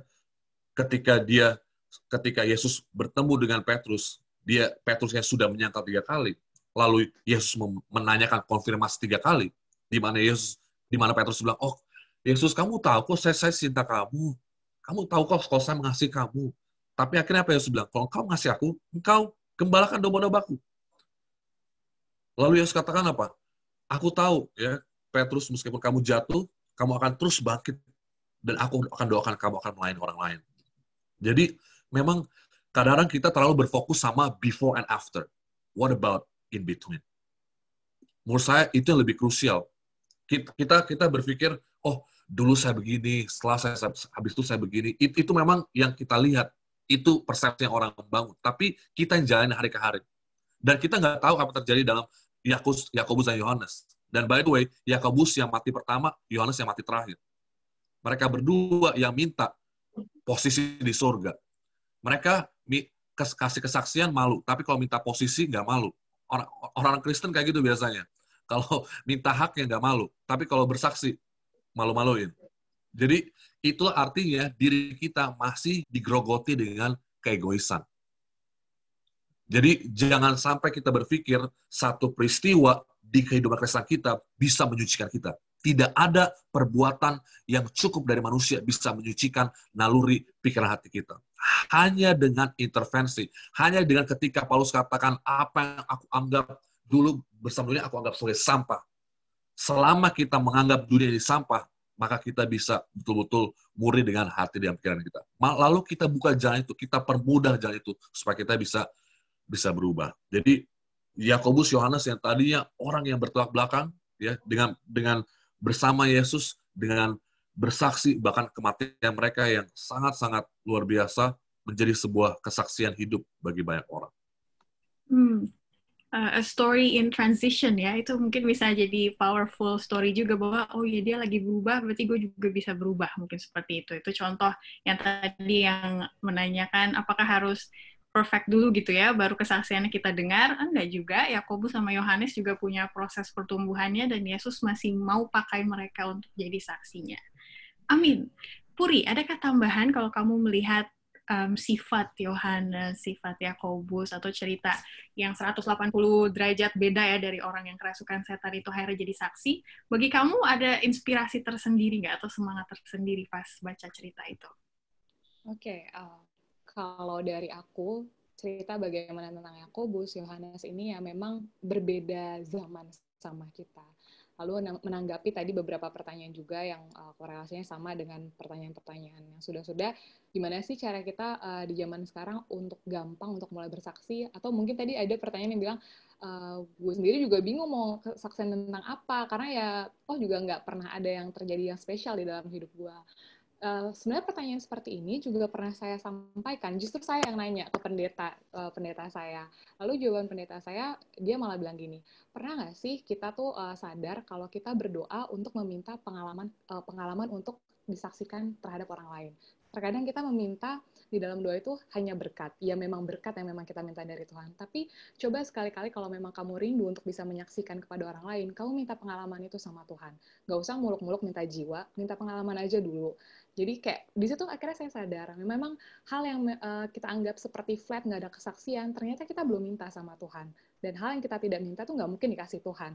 Supaya itu bisa menjadi kekuatan iman buat kita juga. Jadi ya bagi saya, kalau teman-teman merasa yang, kayak gue nggak jago ngomong deh buat kesaksian seperti apa, ya minta dulu sama Tuhan. Lalu untuk hal-hal yang kayak, contohnya teman-teman saya banyak sih yang orang-orang introvert yang bilang, kayaknya kalau kesaksian itu harus orang yang jago ngomong deh segala macam. Sebenarnya kalau kita hidup di zaman ini, kesaksian itu gampang banget melalui media digital. Kayak kita semua punya Instagram. Setiap sahabat coba, saya pernah ngasih suggest juga sih ke teman saya yang ngomong kayak gitu ke saya, coba kamu ucapin happy sabat di instastory kamu, pasti ada aja yang DM orang yang di luar Advent, dan benar ya, dia bilang pasti ada aja yang katanya happy sabat itu apa sih. Nah itu kan hal yang kecil yang sebenarnya kita lakukan melalui media digital, dan akhirnya itu menjadi kesaksian buat kita. Justru orang bertanya kepada kita, dan itu adalah kesempatan kita untuk bersaksi. Seperti itu. Amin. Tantangan buat orang introvert yang beraninya di sosial media gitu ya. Gunakan kesempatan itu. Puji Tuhan. Pendeta Andri Puji tadi udah memperlihatkan mukanya. Apakah ada tambahan, Pendeta? Silakan saya berikan kesempatan. Thank you, Ivy, untuk penghormatannya. Boleh diajak nimbrung di sini ya. Oke. Jadi sehubungan dengan apa yang didiskusikan, saya jadi teringat salah satu misionaris kami. Dia tidak bisa bicara dan pendengarannya pun tidak baik. Waktu kami kirim ke Toraja, tidak banyak hal yang bisa dia buat karena dia tidak bisa berkomunikasi. Namun dia punya, Tuhan kasih talenta sama dia untuk menggunting rambut karena dia pernah bekerja di salon. Sampai akhirnya di kampung itu dia menggunting rambut dari orang-orang di kampung situ sehingga akhirnya begitu mudah partnernya ini bisa menyampaikan Injil melalui pelajaran Alkitab. Jadi bersaksi itu adalah bukan hanya tentang ngomong, tapi ngomongin tentang tindakan. Karena tindakanlah yang lebih berkuasa dibandingkan apa yang menjadi perkataan kita. Kemudian tadi tentang Yohanes, saya sementara baca buku The Sanctified Life, bagaimana Yohanes ini, yang menariknya adalah ketika dia dikasih tunjuk apa sih kelemahannya, apa sih cacat tabiatnya, dia nggak pernah tinggalin Yesus. Dia selalu pandang Yesus, malah justru semakin lebih dekat. Dan dalam penginjilan, dalam bersaksi ini, dari semakin tahun kita bersaksi, harusnya kita semakin lihat kelemahan kita, sehingga ketika kita bersaksi, seperti buku Kerenduan Segala Zaman bilang, akan mempertumbuhkan karakter Kristus dalam diri kita. Itu saja, terima kasih. Oke, terima kasih Pastor Andri Puji. Kita akan move on ya ke beberapa isu gereja nih yang diangkat oleh Bang BJ dan juga Bang Glemen. Ada titipan pertanyaan, beliau nonton dari Facebook. Untuk Bang BJ mungkin aku bisa bacakan, untuk Bang Glemen nanti tolong Henry ya. Nanti kita akan bahas sama-sama dengan yang ada di sini. Dari Bang BJ mengatakan, kadang orang muda kurang diberi kesempatan untuk bersaksi gitu. Kalau di gereja ya, biasanya kesaksian didominasi oleh yang senior. Dan juga kalau kita lihat contoh cara kesaksian mereka, bisa dibilang buat milenial agak bertele-tele. Jadi karena modelnya udah seperti itu, mungkin kita jadi makin kendor gitu semangatnya, nggak bisa saya bertele-tele, mungkin kesaksian harus seperti itu standarnya. Itu pertanyaan pertama. Terus pertanyaan kedua dari Bang Glemen, Henry, juga mengenai standar bersaksi. Iya, jadi di sini pertanyaannya sangat praktikal ya. Pertanyaan begini, kita di-encourage atau didorong untuk bersaksi. Tapi narasi yang sering diajarkan dan berkembang di sesama kalangan Advent adalah, kalau tidak bisa bersaksi melalui kata-kata, bisa melalui pola hidup. Nah, pertanyaan begini, sebenarnya standar bersaksi itu apa saja? Lalu bagaimana cara agar bisa berkembang atau naik kelas dari cuma sekedar bersaksi melalui pola hidup menjadi bersaksi melalui kata-kata atau khotbah kepada orang lain? Itu pertanyaan dari Saudara Glemen. Oke, kita ke Pastor Neil Sampotan, silakan Pastor, boleh tanggapi. Oke, Ivy, terima kasih. Sebelum saya menanggapi pertanyaan dari Bang BJ tadi ya, saya mau membahas dulu secara detail mungkin pelajaran hari Senin, bagaimana kuasa yang mengubahkan dari kesaksian pribadi lewat pengalaman dari Yohanes dan Yakobus, anak-anak Zebedeus yang dikenal dengan nama anak-anak guru. Jadi di pelajaran ini satu hal yang kita ambil yaitu bahwa Yesus sistem dia menduplikasi untuk ada kuasa di dalam kesaksian itu lewat perilaku nyata di dalam kehidupan sehari-hari, lewat pengalaman. Dan di dalam kisah perubahan anak-anak guru ini, diceritakan bahwa pada satu malam, Yesus dan murid-murid ini kemalaman di satu kota di wilayah Samaria. Lalu mereka kemudian mencari penginapan. Tetapi karena ada jurang pemisah antara orang Samaria dan orang-orang Yahudi, maka penginapan yang sederhana sekalipun mereka nggak temukan. Bukan tidak temukan, tetapi tidak mau diberikan oleh orang-orang Samaria ini. Nah, di dalam kondisi seperti ini mungkin sudah mau istirahat, sudah mengantuk, sudah capek, tidak dapat penginapan, lalu ada yang menolak padahal ada penginapannya, maka datanglah emosi daripada Yohanes dan Yakobus. Lalu mereka bilang sama Yesus, Yesus izinkan kita turunkan api dari langit untuk bakar orang-orang ini. Nah, di sini kemudian Yesus memberikan satu keteladanan kepada mereka dalam bentuk pelayanan kasih.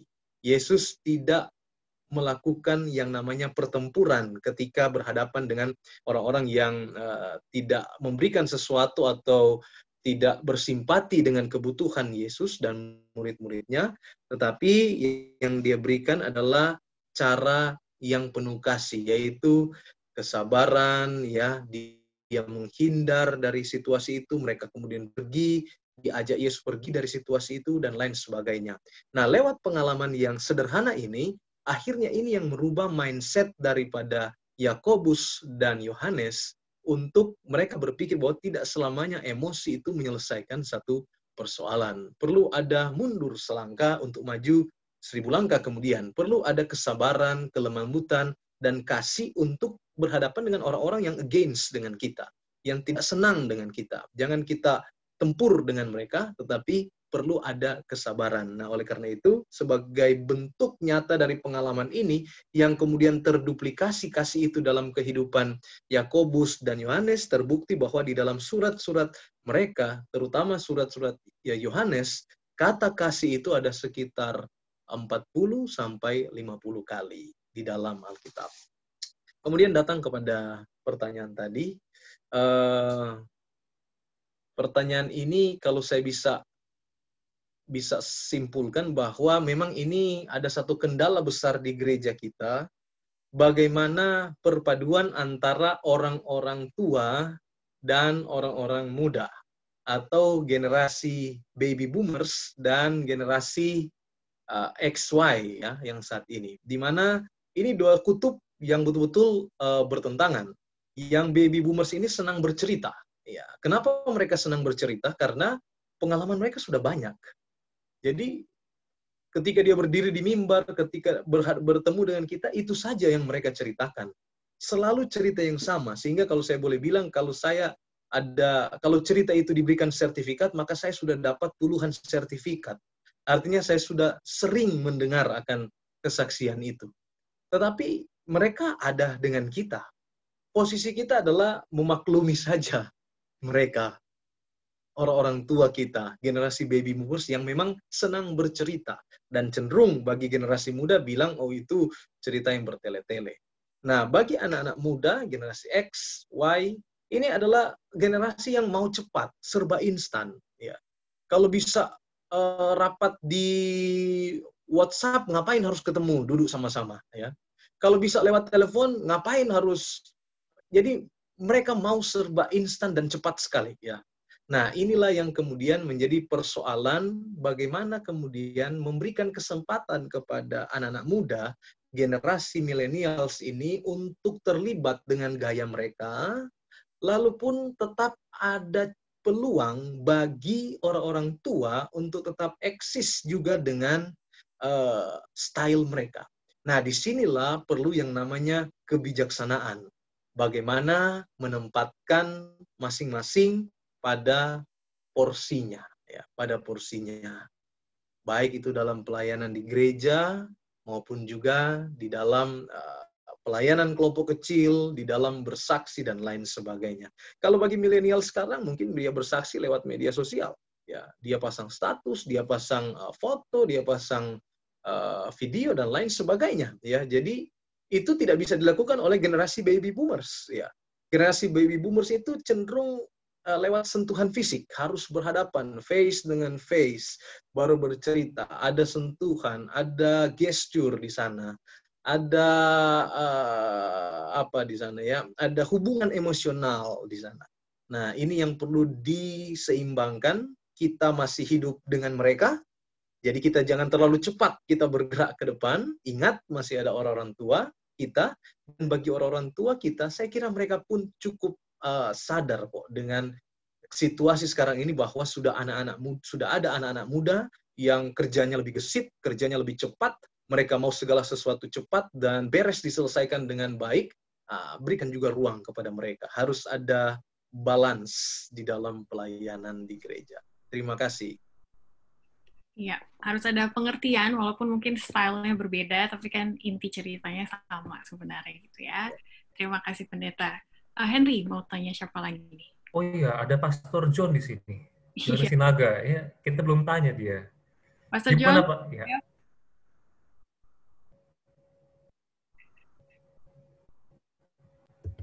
Pastor John? Masih harus ditunggu. Oke. Oke. Ini masih ada pertanyaan lagi nih, Ivy? Ya, silakan. Iya, ini ada pertanyaan yang sangat menarik dari Bapak Didi Zebedeus. Pertanyaannya begini, pada waktu kita bersaksi, apakah perlu kita melihat hasilnya supaya menambah semangat? Gimana pendeta tanggapannya? Pendeta Dale, perlu kita lihat hasilnya? Oke, terima kasih Bapak Didi Zebedeus atas pertanyaannya. Perlukah kita melihat hasil daripada kesaksian yang kita sampaikan? Tentunya ini sangat bergantung dari kesaksian apa yang kita bawakan. Ya. Apakah kesaksian itu mengharuskan ada indikasi hasilnya, ataukah kesaksian itu hanya ya berupa cerita saja dan tidak ada hasil apa-apa. Ya. Contohnya kesaksian yang ada hasilnya adalah bagaimana pertobatan seseorang, ya after and before. Nah itu bisa kelihatan jelas hasilnya. Tapi ada juga kesaksian yang tidak mesti harus kelihatan hasilnya. Contohnya adalah kesaksian-kesaksian yang bersifat bagaimana dia bersyukur kepada Tuhan dengan berkat-berkat yang Tuhan berikan, keluarga yang baik, pekerjaan yang ada, dan lain sebagainya. Ya. Jadi ada kesaksian yang ada hasilnya dan kita harus bisa lihat. Ada juga yang mungkin belum ada hasilnya atau ini sementara proses. Nah, yang pasti adalah jangan sampai kita menyampaikan satu pemikiran bahwa orang ini bersaksi seperti ini, saya belum lihat hasilnya. Berarti nggak benar nih orang ini ya. Jangan sampai kita tiba pada kesimpulan seperti itu. Kalau ada orang yang bersaksi, biarkan saja dia bersaksi. Apa yang dia sampaikan, dia pertanggungjawabkan kepada Tuhan. Kita dalam posisi mendengarkan.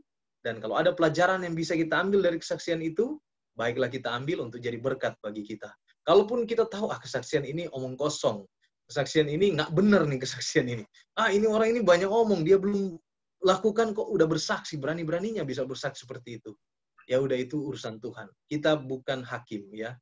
Biarkan itu urusan dia dengan Tuhan, karena kita tidak punya wewenang apa-apa untuk menghakimi orang dengan kesaksiannya. Biarkan saja. Apa yang dia sampaikan, dia pertanggungjawabkan pada Tuhan. Posisi kita, lihat saja yang baik, ambil saja yang positif. Kalau memang ada yang positif, ambil itu untuk jadi berkat bagi kita. Terima kasih. Terima kasih, Pastor Dale. Pendeta Yohanes sudah balik. Silakan Pendeta boleh tanggapi yang... Oke. Halo semuanya, selamat malam. Tadi mohon maaf saya sempat off sedikit. Tapi saya tetap ikutin diskusi melalui laptop audio. Ya, sebenarnya saya juga ada beberapa masalah sih sama sekolah sahabat saya, dengan pelajaran sekolah sahabat kita dan juga untuk satu kuartal ini. Sering kali penekanan itu ada di witnessing as an individual.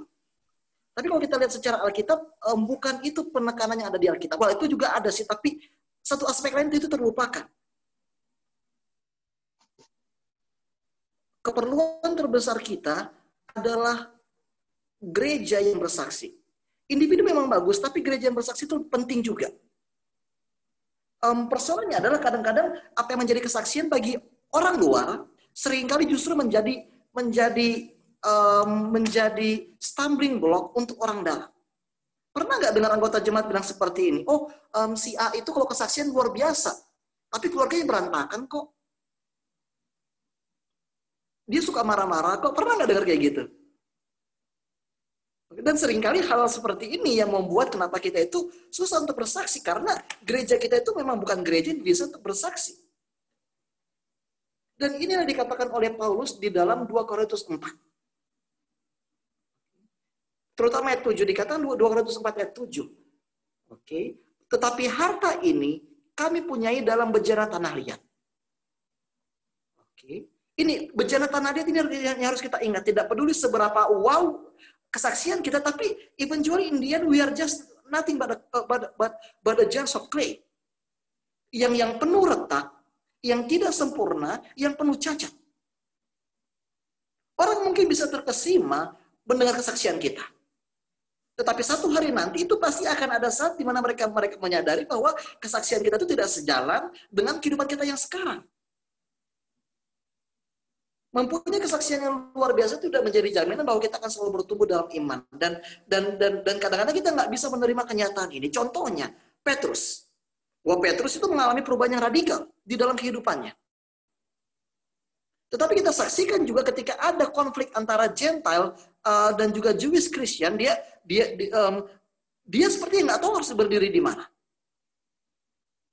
Dia masih belum bisa hilangkan pembatas antara Gentile dan juga Jewish Christian. Dia masih berkompromi dengan kebenaran. Dia masih belum bisa melaksanakan hal-hal ini seperti Paulus. Akan selalu ada celah, akan selalu ada ketidaksempurnaan. Itulah makanya yang kita saksikan bukanlah diri kita, melainkan Kristus. Dan kita harus terima bahwa anggota jemaat itu, dia mungkin bisa bagus dalam bersaksi, tapi itu tidak menjadi jaminan bahwa kehidupannya juga akan sempurna. Kemampuan untuk bersaksi harus diawali dengan kemampuan untuk mengasihi seperti Kristus. Well, that's the truth. Bersaksi itu bukan berarti menceritakan kisah yang luar biasa bongganya, enggak. Bersaksi itu artinya adalah mengalami proses perubahan di dalam diri kita. 2 Korintus 4 juga di 3 ayat terakhir berkata bahwa kita diperbaharui setiap harinya. Internally we are being renewed. And that's what it means to be a martyr. Dan itulah artinya menjadi seorang saksi. Diperbaharui setiap hari, diubahkan setiap hari, dan diampuni juga setiap hari. Kadang-kadang kita fokus ya kepada witnessing individuals. But then above all, we need to be a witnessing church. Kita perlu menjadi gereja yang bersaksi. Gereja yang menerima kekurangan sesama anggota jemaat. Gereja yang siap mengampuni orang-orang yang masih belum sempurna. Karena gereja seperti inilah diingat oleh Tuhan. We cannot witness alone. We need to witness as a community, as one. Oke, that's all. Oke, Pendeta John, yang pertanyaan tentang standarisasi dan tadi juga bisa dijawab mungkin. Coba baca lagi. Jadi kira-kira pertanyaan gini, standarisasi untuk bersaksi itu bagaimana? Karena kan ada stigma di Advent yang bilang bahwa kita bersikap baik sesuai firman Tuhan saja sudah cukup gitu. Ya kan sudah jadi kesaksian juga gitu. Nah, sebenarnya standar itu bagaimana gitu? Apa cukup seperti itu atau bagaimana? Well, ini agak sulit ya kalau kita bicara tentang standar dalam bersaksi. Itu memang ini katakan salah satu hal yang agak sulit. Karena memang Yesus itu bekerja secara pribadi melalui tiap-tiap orang dengan cara yang berbeda. Oke. Jadi kalau menurut saya sih standar itu nggak ada as long as Christ is working within you dan kamu itu sensitif terhadap panggilannya Dia, Tuhan pasti akan tuntun kamu kepada orang-orang yang bisa kamu bagikan iman kamu kok. Beberapa memilih untuk membagikan imannya secara pasif. I think that's okay for them. Okay. Tapi yang jelas adalah bersaksi itu selalu proklamasi, itu pernyataan. Oke, mungkin di satu aspek kita bisa menjadi pasif. Tetapi akan ada saat di mana kita memang harus menyatakan Kristus secara langsung. Jadi ada tahapan-tahapannya. Kita harus mulai dari presence dan kemudian bergerak menuju proclamation. Jadi 2 aspek ini standarnya. Presence always leads to proclamation. Kehadiran selalu mengarah kepada proklamasi. Oke, jadi itu sih. Nggak cukup bagi kita untuk sekedar diam-diam baik, terus nggak buat apa-apa. Ya, yang penting saya nggak makan lele. Yang penting saya nggak minum teh. That's not enough. Oke. Harus ada proklamasi juga. Baik itu secara verbal maupun non-verbal. Oke. Karena kalau semuanya pilih menjadi saksi yang pasif, ya siapa yang mengabarkan? Iya kan, Henry? Setuju, Pastor. Ya misalnya kalau lu bilangnya kenapa kita perlu ada iklan? Iklan kayak ibu sebut merek, iklan es krim, iklan sepatu, kenapa? Supaya tertarik kan? Ya supaya tertarik. Iya. Gimana kalau ada produk bagus tapi kita tetap nggak ada iklan? Mungkin nggak orang tertarik. Kemungkinannya sangat kecil. Sangat kecil, mungkin terjadi, tapi itu kemungkinan sangat kecil. Iya. Proklamasi itu harus ada. Nggak cukup bagi kita, oh yang penting saya sudah jadi pekerja yang baik kok di kantor. Nggak cukup. Ingat, presence always leads to proclamation. Oke. Itu standarnya. Iya, kalau ngomongin bahasa periklanan, berarti harus ada audio, harus ada visual, ya. Kalau audio doang, nggak ada visualnya, kurang menantang. Tapi kalau cuma dengar suaranya doang, nggak bisa bayangin produknya kayak apa, susah juga kita mau beli produknya, ya. Thank you, Pastor John.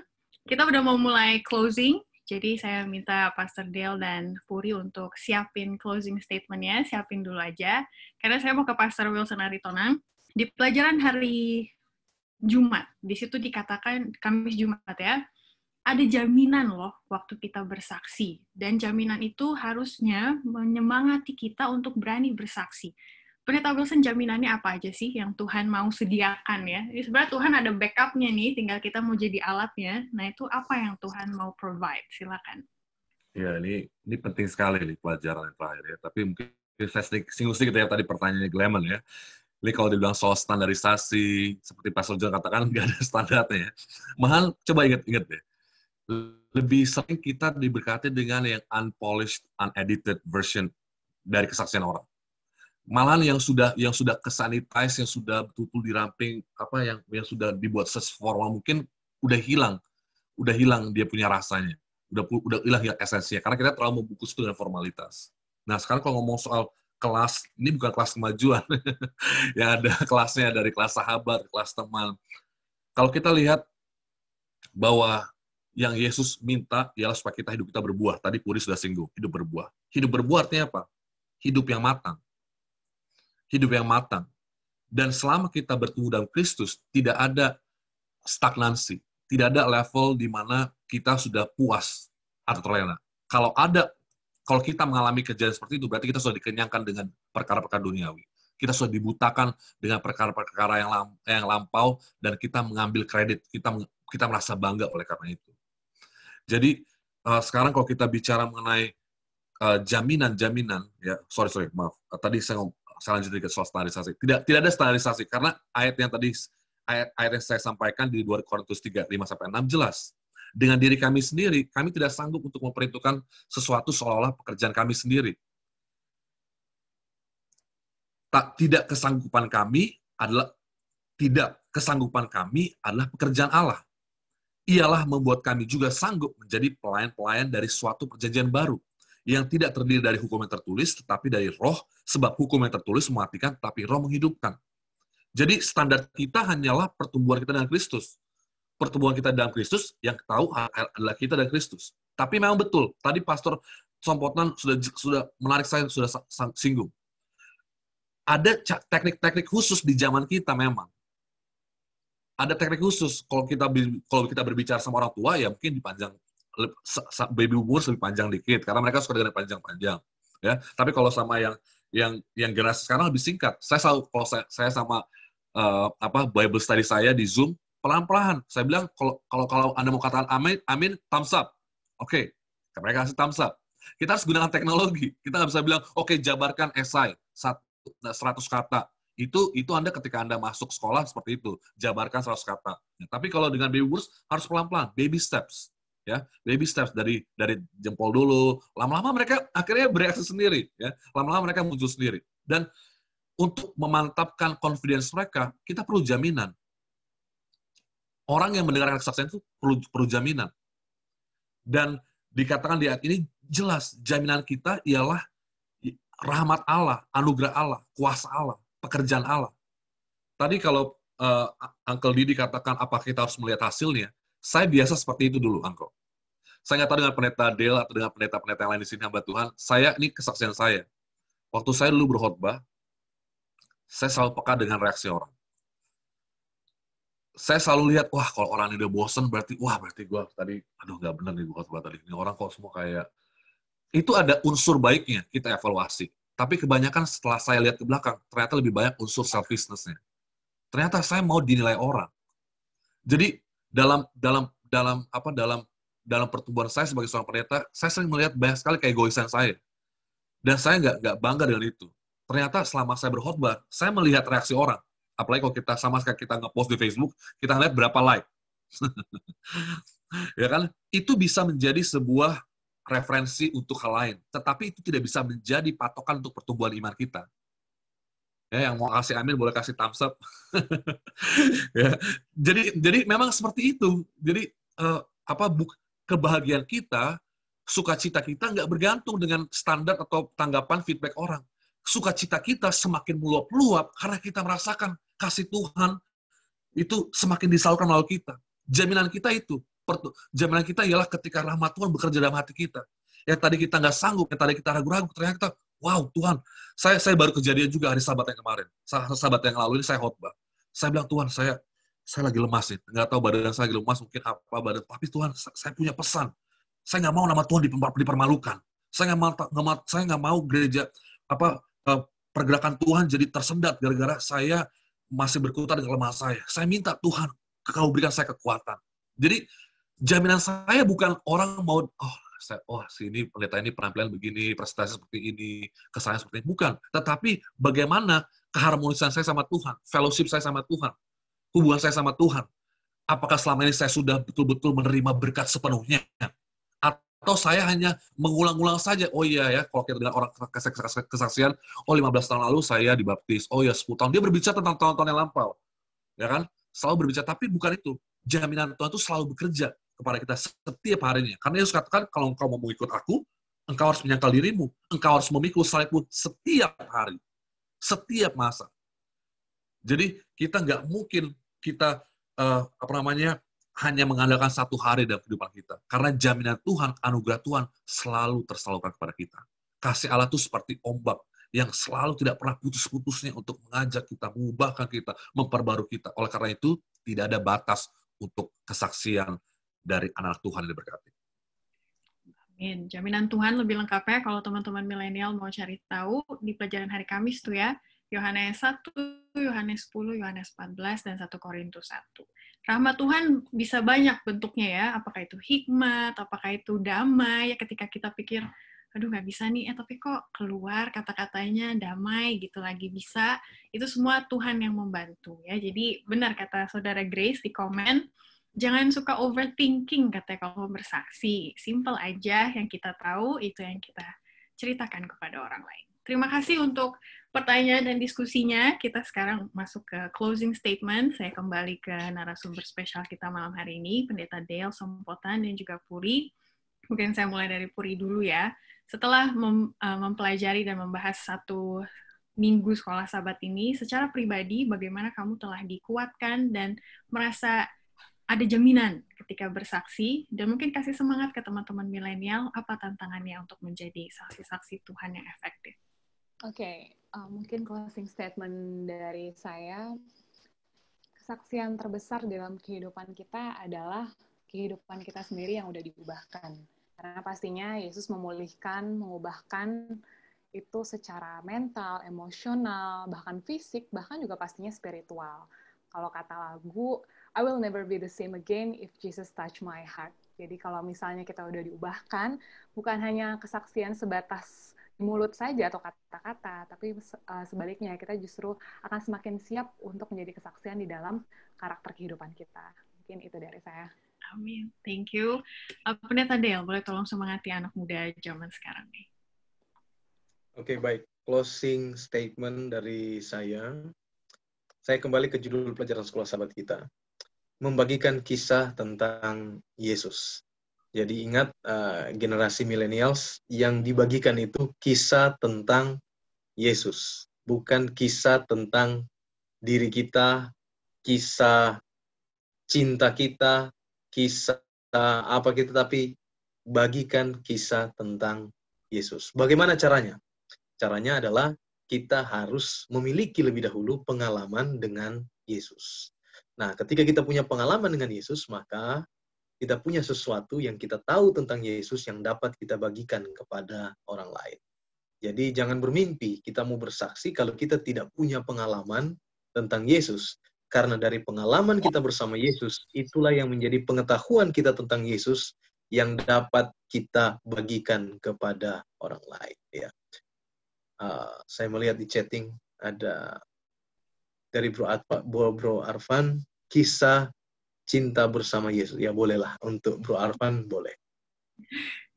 Terima kasih, Ivy. Silakan. Terima kasih. Oke, kita akan tutup dengan doa. Saya kembali ke Pastor Dale Sompotan. Oke, mari kita berdoa.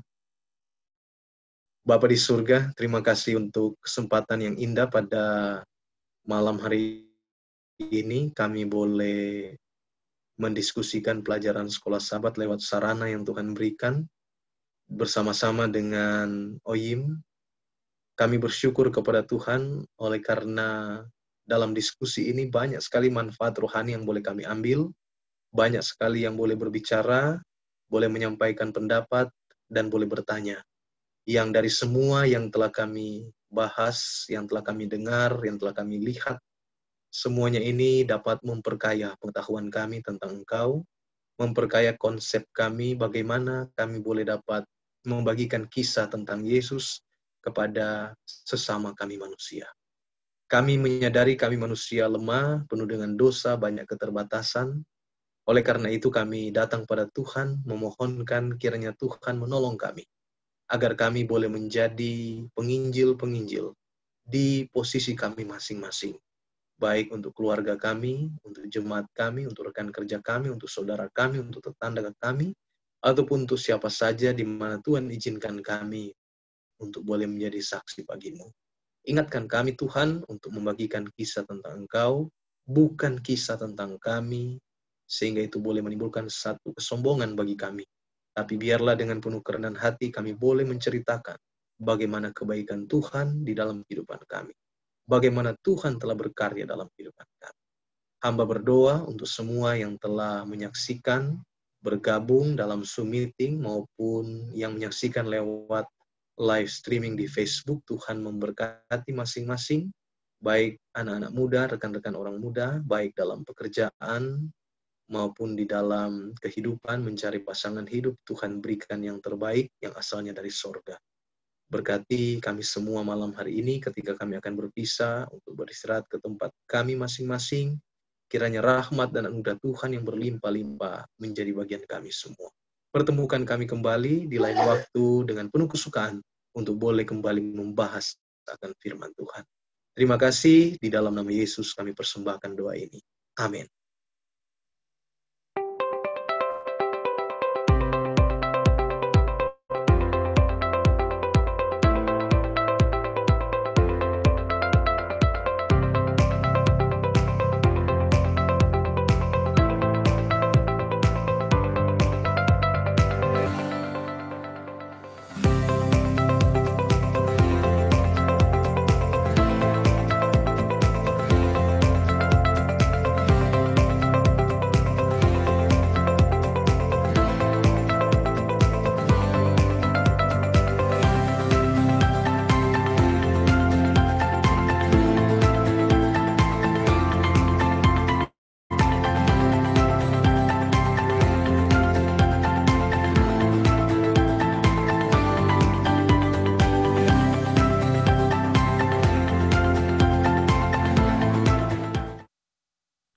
Kita sudah berada di ujung dari kegiatan kita pada malam hari ini, tapi tetap stay with us in the next couple of minutes, karena kita mau kasih tahu event-event kita berikutnya.